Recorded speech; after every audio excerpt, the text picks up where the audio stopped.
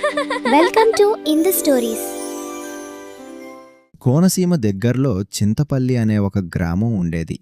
ఆ గ్రామంలో చుట్టూ ఎక్కువగా పక్షులు నివసిస్తూ ఉండేవి. చెట్లలో గూళ్ళు కట్టుకుని హాయిగా జీవిస్తూ ఉండేవి. పక్కనే ఉన్న జలపాతం దగ్గర హాయిగా సేద తీరుతూ ఆ ఊరి చుట్టుపక్కలంతా పక్షులు ఎగురుతూ కనిపిస్తూ ఉండేవి.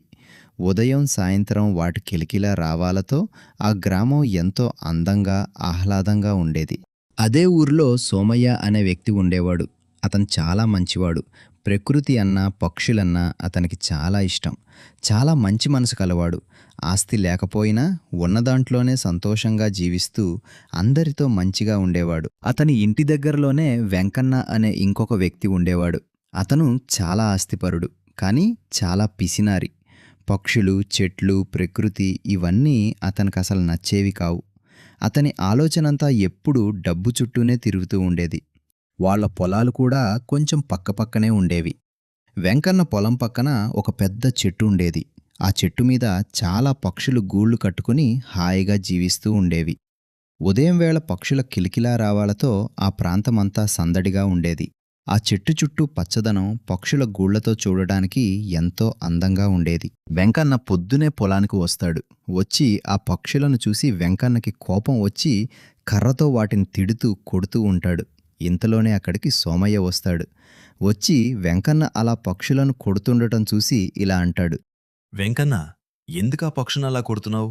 అవి నీకేం చేశాయి? పాపం, అవి ఆ చెట్టు మీద గూళ్ళు కట్టుకుని హాయిగా జీవిస్తున్నాయి. మనం కూడా ఈ ప్రకృతిలోనే జీవిస్తున్నాం కదా, వాటిని బాధపెట్టకుండా వదిలే వెంకన్న. అవి నోరులేని జీవులు. మనతో పాటే అవి కూడా ఈ ప్రకృతిలో జీవిస్తూ ఉంటాయి. వాటిని వెళ్ళగొట్టే హక్కు మనకు లేదు వెంకన్న. వాటిని వదిలేయి. ఆహా, అంత జాలిగుండె నాకు లేదులే సోమయ్య. ప్రతిరోజు చెట్టు కింద చిరాకు చిరాకు చేస్తూ ఉంటాయి. చేలో తిరుగుతూ ఉంటాయి. చేలోకి వస్తే ఒకటే గోల. వాటి అరుపులతో తల పగిలిపోతుంది. అందుకే చిరాకు వచ్చి కొడుతున్నాను. నీకంత ప్రేమ ఉంటే నువ్వే చేలలోకి తీసుకెళ్లి పెంచుకో. అదేంటి వెంకన్న అలా అంటావు? పక్షులు మరి ఇంకా ఎక్కడుంటాయి? చేలో కాకుండా చెట్ల మీద కాకుండా అవి ఎక్కడుంటాయి? అవి కూడా ఈ ప్రకృతిలో భాగమే కదా. ఎక్కడైనా ఉన్ననివ్వు, నాకు అనవసరం. నా చేలో మాత్రం ఉండకూడదు. నా పంటకి ఇబ్బంది కలిగితే నేను అస్సలు ఊరుకోను.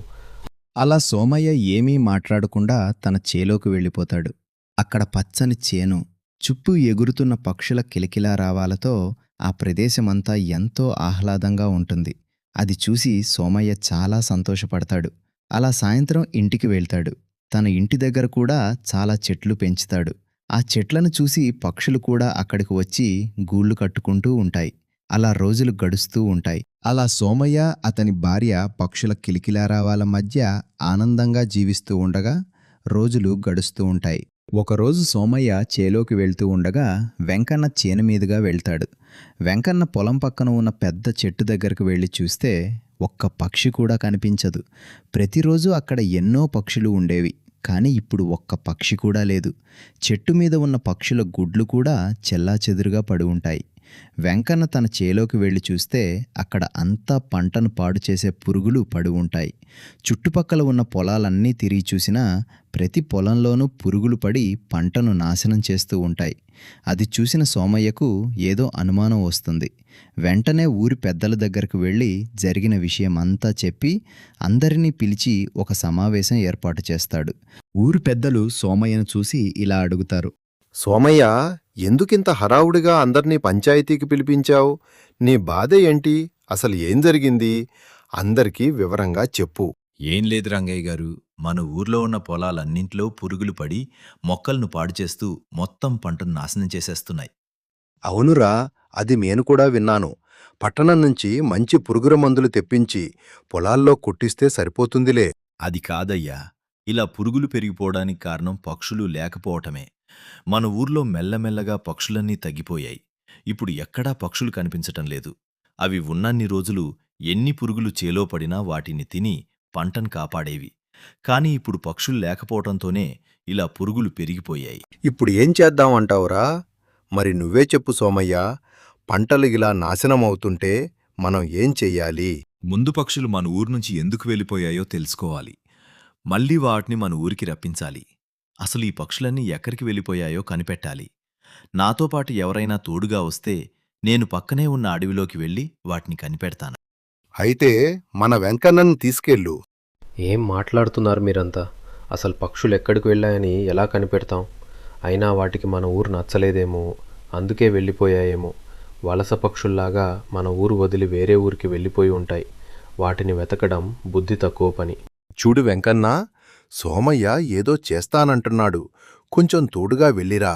ఆ పక్షులు మళ్ళీ మన గ్రామానికి వస్తే మనకే కదా మంచిది. ఇంకేమీ మాట్లాడకుండా వెళ్ళిరా. అలా వెంకన్న సోమయ్య ఇద్దరూ అడవిలో పక్షుల కోసం వెతకడం మొదలుపెడతారు. రోజంతా అడవి మొత్తం తిరిగి వెతుకుతారు, కానీ పక్షుల జాడ మాత్రం ఎక్కడా కనిపించదు. అలా కొంతసేపటి తర్వాత ఇద్దరూ ఒక చెట్టు కింద కూర్చొని సేద తీడుతూ ఉంటారు. అప్పుడు వెంకన్న ఇలా అంటాడు. రేయ్ సోమయ్య, నీ పిచ్చితో నన్ను చంపకురా. ఇక్కడేమీ దొరకదు. తిరిగి తిరిగి మనం చావాలి తప్ప ఒక్క పక్షి కూడా దొరకదు. ఇక చాలు, పద, పొద్దుపోతుంది, మన ఊరికి పోదాం. ఆగు వెంకన్న, నాకేమీ అర్థం కావడం లేదు. నువ్వెందుకు వెళ్ళిపోదాం అంటున్నావు? ఇక్కడింకా నీకేం సమాధానం దొరకలేదు. ఒక పక్క చీకటి పడుతుంది. సరే పద, మళ్ళీ రేపొద్దాం. అలా వచ్చిన దారిలో కాకుండా వేరే దారిలో వెళ్తూ ఉంటారు. అక్కడ దారిలో విరిగిపోయిన పక్షుల గూళ్ళు, పగిలిపోయిన గుడ్లు కనిపిస్తాయి. వాటిని చూసిన సోమయ్యకు మరింత అనుమానం పెరుగుతుంది. అసలు పక్షులన్నీ ఎక్కడికి వెళ్ళిపోయాయి? వాటికి ఏం జరిగిందో తెలుసుకోవాలనే ఆలోచన సోమయ్య మనసులో మరింత బలపడుతుంది. ఆ విషయం గురించి వెంకన్నతో సోమయ్య మాట్లాడుతుండగా దూరంగా ఎవరో గుర్తు తెలియని వ్యక్తి వాళ్ళిద్దరిని చూసి ఒక్కసారిగా అక్కడి నుంచి పారిపోతూ ఉంటాడు. వెంటనే సోమయ్య అతన్ని చూసి పట్టుకోవడానికి పరుగెత్తుతాడు. కొంత దూరం వెంబడించిన తర్వాత చివరికి అతన్ని పట్టుకుంటాడు. ఎవరయ్యా నువ్వు? మమ్మల్ని చూసేందుకు పారిపోయావు? అసలు ఈ అడవిలో ఏం చేస్తున్నావు? నిజం చెప్పు. ఇక్కడ ఏం జరుగుతుందో నీకేమైనా తెలుసా? మాకు నిజం చెప్పు. నాకేమీ తెలీదు. నేనేదో మామూలుగా వేటకు వచ్చాను. నాకేమీ తెలీదు. మీ ఊర్లోని పక్షులకు నాకు ఎలాంటి సంబంధం లేదు. ఏయ్, అసలు నేను మా ఊరు పక్షుల గురించి నీతో మాట్లాడనే లేదు గదా. మరి నీకు మా ఊరు గురించి, అక్కడ పక్షుల గురించి ఎలా తెలుసు? ఏదో దాస్తున్నావు. నిజం చెప్పు, లేదంటే నీ నిక్కరే కట్టేసి పోలీసులకు అప్పగించాల్సొస్తుంది. అయ్యా, నన్ను క్షమించండయ్యా. ఈ వెంకన్నే నన్నిలా చేయమన్నాడు. మీ ఊర్లోని పక్షులకు మందు పెట్టమన్నాడు. అలాగే వాటి గుడ్లన్నీ కుట్టేయమన్నాడు. రాత్రి సమయంలో గట్టిగా శబ్దాలు చేసి వాటిని అక్కడ్నుంచి తరిమేయమన్నాడు. అందుకే ఇదంతా చేస్తున్నానయ్యా. నన్ను క్షమించండయ్యా. ఏయ్ వెంకన్న, అసలు దొంగవి నువ్వే అన్నమాట. ఒక దొంగను వెంటేసుకుని తిరుగుతున్నానా నేను? నువ్వసలు మనిషివేనా? ఆ పక్షులు నీకేం చేశాయి? వాటిని ఎందుకింతగా బాధపెట్టావు? పదండి, అందరం పంచాయతీకి వెళ్దాం. చూడండయ్యా, అసలు దొంగ ఈ వెంకన్నే. ఈ వెంకన్నే మనిషిని పెట్టి ఇదంతా చేయించాడు. పక్షులను తరిమేయమని, వాటి గూళ్లను గుడ్లను పాడు చేయమని చెప్పింది కూడా ఇతనే. ఏరా వెంకన్న, ఏంట్రా ఇది? ఇంత దిగజారిపోతావని అసలు అనుకోలేదు. నీ పంటలో 4 గింజలు తింటున్నాయని వాటిని చంపడానికే సిద్ధపడతావా? ఛీ, ఇలాంటి వాడిని అసలు ఏం చేయాలి? చూడండి అయ్యా, నేను చేసింది తప్పే. నా పంటను నాశనం చేస్తున్నాయని, నా పొలం దగ్గరంతా చిరాకు చేస్తూ ఉంటాయని అలా చేయించాను. నా తప్పు నాకు అర్థమైంది. నన్ను క్షమించండి అయ్యా. అన్నదమ్ములారా, ఈరోజు జరిగిన సంఘటన మనందరికీ ఒక గొప్ప పాఠం నేర్పింది. పక్షులు మన శత్రువులు కాదు, మన రైతులకు నిజమైన మిత్రులు. అవి పురుగులను తిని మన పంటలను కాపాడతాయి. మనం వాటిని కాపాడితే అవి మన జీవితాలను కాపాడతాయి. ఒక చెట్టును నరికితే 100 పక్షులు తమ నివాసాన్ని కోల్పోతాయి. ఒక గూడు పాడు చేస్తే ఎన్నో ప్రాణాలు నష్టపోతాయి. ఇకపై మన గ్రామంలో ఎవరూ పక్షులను బాధించకూడదు. ప్రతి ఇంటి ముందు ఒక చెట్టు నాటుదాం. పక్షులకు నీళ్లు, గింజలు పెట్టుదాం. ప్రకృతిని ప్రేమిస్తే ప్రకృతి కూడా మనల్ని ప్రేమిస్తుంది. మన గ్రామాన్ని మళ్లీ పక్షుల కిలకిలారావాలతో నింపుదాం. అలా కొంతకాలానికి వెంకన్నకు తన తప్పు పూర్తిగా అర్థమైంది. కాని ఈసారి ఊరి ప్రజలు అతన్ని అంత సులభంగా క్షమించలేదు. చేసిన తప్పుకు పశ్చాత్తాపపడుతూ ఇకపై పక్షులకు ఎలాంటి హాని చేయకూడదని నిర్ణయించుకున్నాడు. అప్పట్నుంచి తన పొలం దగ్గరే పక్షుల కోసం నీళ్లు పెట్టడం, వాటికోసం గింజలు చల్లడం, వాటికి గూళ్లు ఏర్పాటు చేయడం మొదలుపెట్టాడు. ఇక సోమయ్య పొలంలో కూడా పరిస్థితి పూర్తిగా మారిపోయింది. పంటలు వేసిన కొద్ది రోజులకే పక్షులక్కడికి వచ్చి పొలమంతా తిరుగుతూ ఉండేవి. పంటలను నాశనం చేసే పురుగులను అవే తినడంతో పొలం ఆరోగ్యంగా పచ్చగా మారిపోయింది. పక్షులు పంటకు శత్రువులు కావు, ప్రకృతిలో రైతుకు తోడుగా ఉండే మిత్రులు. మరిన్ని మంచి మంచి వీడియోల కోసం మన ఛానల్ని సబ్స్క్రైబ్ చేసుకోండి.